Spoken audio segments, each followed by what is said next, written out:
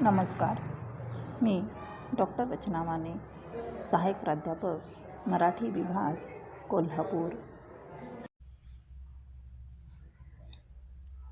आपण अभ्यासपत्रिका क्रमांक 10 मराठी भाषा व अर्थार्जनाच्या संधी यातील विभाग 2 वैचारिक लेखन, संकल्पना व स्वरूप अभ्यासत आहोत.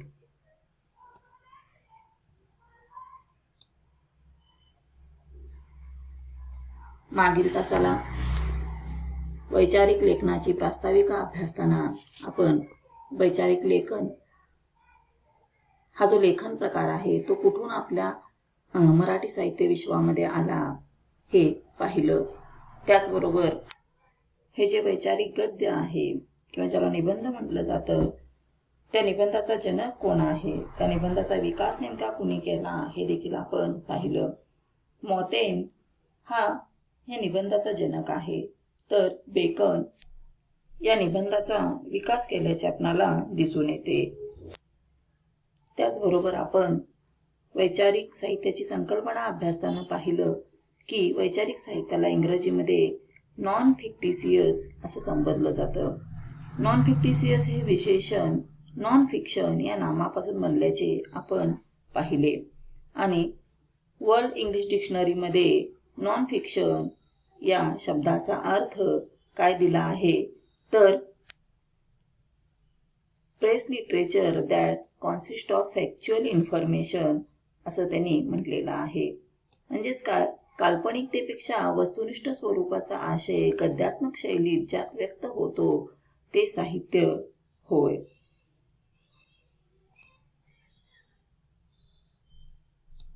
वैचारिक साहित्याची फोड, या शब्दाची फोड वैचारिक आणि साहित्य अशी 2 पदामध्ये आपण केलेली पाहिली. वैचारिक या संज्ञेचे स्वरूप लक्षात घेण्यासाठी विचार, विचारवंत, विचारसरणी व वैचारिकता या शब्दाचा अर्थ व त्यांचा परस्पराशी असणारा संबंध आपण समजावून घेत आहोत. काल आपण विचार, ज्याला इंग्रजीमध्ये थॉट म्हणतात, याच्या संदर्भातलं विवेचन अभ्यासलं. त्याचबरोबर आपण काल विचारवंत म्हणजे काय हे आपण अभ्यासत होतो. आता विचारवंत म्हणजे नेमका कोण, तर काल आपण पाहिलं जो विचार करतो त्याला विचारवंत असं ढोबळमानानं म्हटलं जातं. पण प्रत्येक व्यक्ती विचार करते म्हणून ती प्रत्येक व्यक्ती विचारवंत असते का, तर नाही. तर जी व्यक्ती आपल्या बुद्धीचा सृजनात्मक वापर करते ती विचारवंत असते. विचारवंतालाच इंग्रजीमध्ये थिंकर असेही म्हणतात. त्याचबरोबर त्याच्यासाठी मॅन थिंकिंग म्हणजे चिंतनशील मनुष्य असाही शब्दप्रयोग वापरला जातो.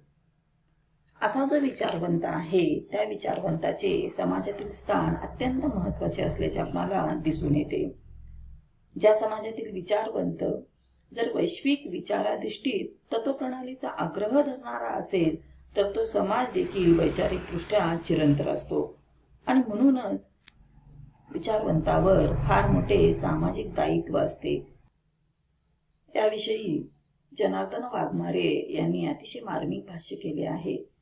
ते म्हणतात, प्रगतील समाज हा कृतीप्रणव असतो आणि या सामाजिक कृतीप्रणवतेला विवेकशील विचारशक्ती देण्याचे कार्य विचारवंतालाच करावे लागते.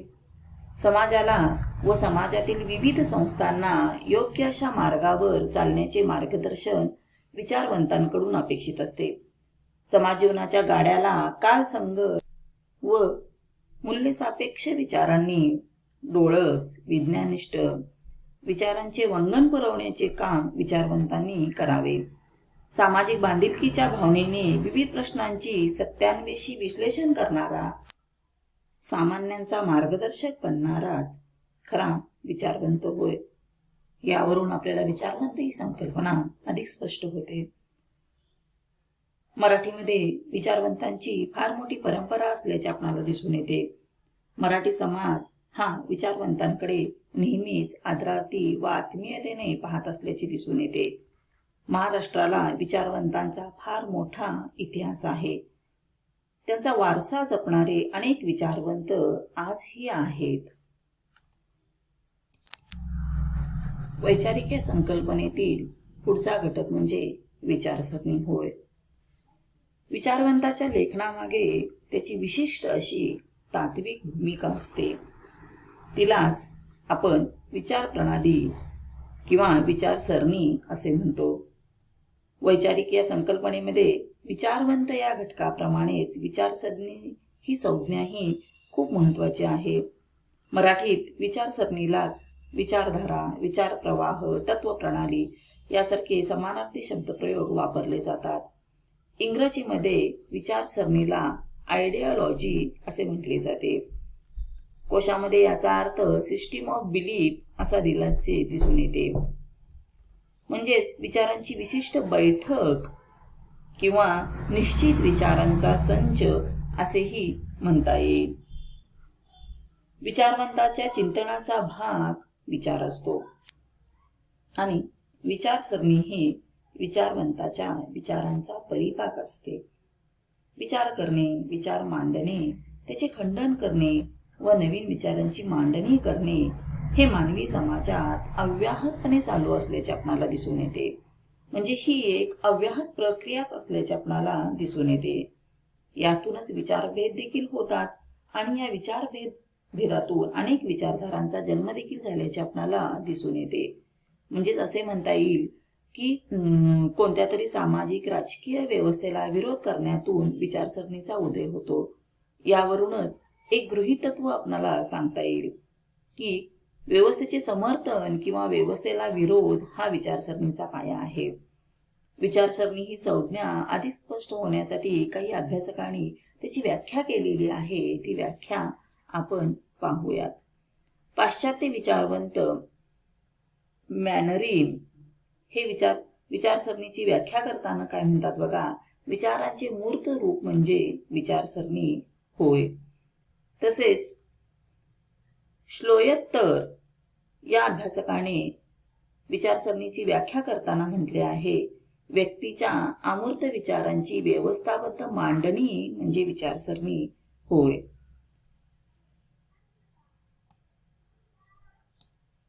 त्याचबरोबर आणखी एक अभ्यासक आहेत स्नायडर व विल्यम. यांची व्याख्या तुलनेने वरील व्याख्यांपेक्षा अधिक समर्पक किंवा सखोल असल्याचे आपणाला दिसून येते. काय म्हणतायत स्नायडर व विल्यम विचारसरणीची व्याख्या करताना पाहूयात. जीवनाशी, समाजाशी व शासनाशी संबंधित विचारांचा समूह जो मुख्यत्वे सामाजिक, राजकीय, धार्मिक ध्येयाने निर्माण होतो, त्याच्या सतत वापराने त्याचे विचारसरणीत रूपांतर होते असं त्यांनी विचारसरणीची व्याख्या करताना म्हटलेले आहे.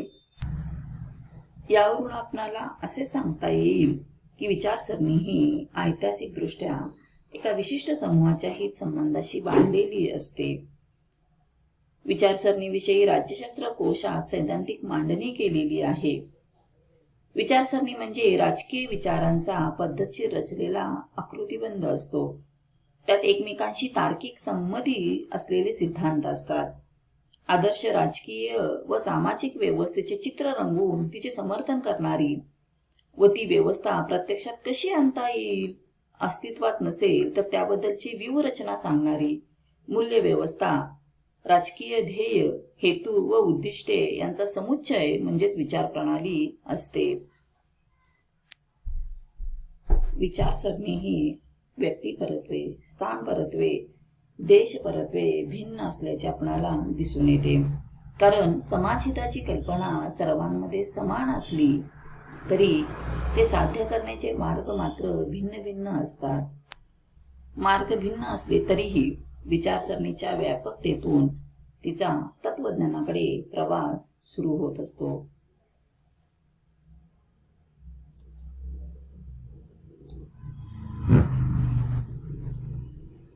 वैचारिक या संकल्पनेतील शेवटची संज्ञा आहे ती म्हणजे वैचारिकता होय.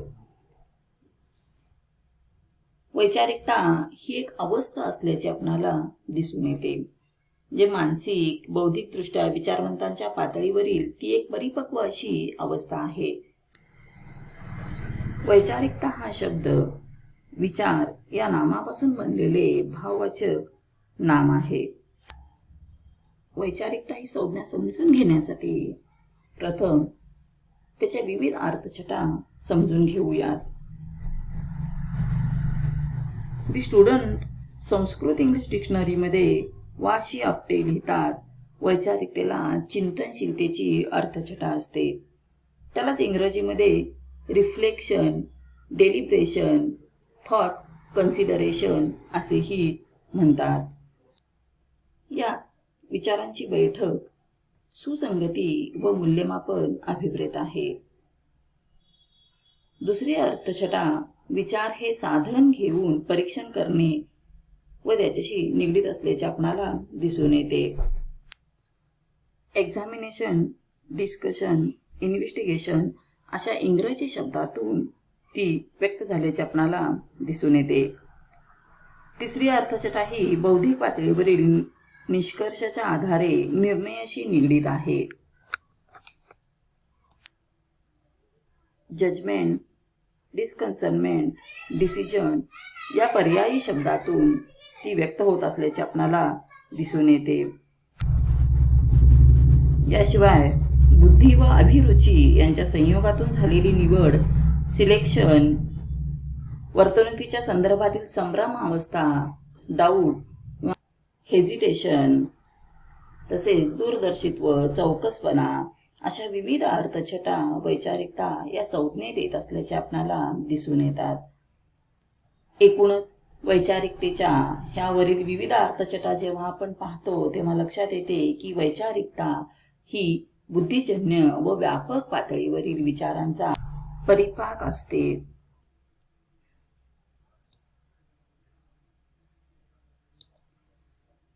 वैचारिकतेमधील विचार, विचारवंत, विचारसरणी, वैचारिकता या संकल्पना समजून घेतल्यानंतर आपण वैचारिक साहित्याची व्याख्या पाहू. वैचारिक साहित्याची व्याख्या विविध विचारवंतांनी केलेली आहे. त्यातील काही महत्त्वाच्या व्याख्या आपण पाहणार आहोत. पहिली व्याख्या केलेली आहे श्री शेनेलुकर यांनी. शेनोलीकर म्हणतात, व्यक्ती व समाज यांच्यातील सांस्कृतिक अंगाचा विचार विचारांच्या पातळीवर ज्या साहित्यामध्ये व्यक्त केला जातो तेच साहित्य म्हणजे वैचारिक साहित्य होय. म्हणजे त्यांनी व्यक्ती व समाज यांच्यातील सांस्कृतिक अंगांचा विचार इथं महत्वाचा मानलेला आहे. पुढची व्याख्या आहे यशवंत मनोहर यांची. यशवंत मनोहर वैचारिक साहित्याची व्याख्या करताना म्हणतात, विचार प्रकटीकरण, विचार मंथन आणि विचार समर्थन. बघा, विचार प्रकटीकरण, विचार मंथन आणि विचार समर्थन यांना ज्या साहित्यात महत्वाचे स्थान असते अशा साहित्याला वैचारिक साहित्य म्हणावे. पुढची व्याख्या आहे निळकंठ शेरे यांची. निळकंठ शेरे वैचारिक साहित्याची व्याख्या करताना म्हणतात, ललित आणि वैचारिक साहित्यात पूर्णता भेद नसतो. वैचारिक साहित्यातील वस्तुनिष्ठता, वैचारिकता, वर्णनात्मकता ललित वाङ्मयात प्रत्ययास येतो, परंतु तो भावनेवर आरूढ होऊन अवतरतो. वैचारिक साहित्याची निर्मिती, रचना ही तर्कानुमानाधिष्ठित असते. ती बुद्धिनिष्ठ तर्कशुद्धतेकडे झुकलेली असते. यात त्यांनी बुद्धिनिष्ठ तर्कशुद्धतेला प्राधान्य दिल्याचे दिसून येते. अशा प्रकारे आज आपण विचार, विचारवंत, विचारसरणी व वैचारिकता ह्या संज्ञा समजून घेतल्या. वैचारिकतेच्या विविध अर्थछटा देखील आपण पाहिल्या. त्याचबरोबर वैचारिक साहित्याच्या श्री शेनोलीकर, यशवंत मनोहर व निळकंठ शेरे यांनी केलेल्या व्याख्या देखील अभ्यासल्या. पुढील तासाला आपण वैचारिक साहित्याची त्रिसूत्री व वैचारिक साहित्यातील घटक अभ्यासणार आहोत. धन्यवाद.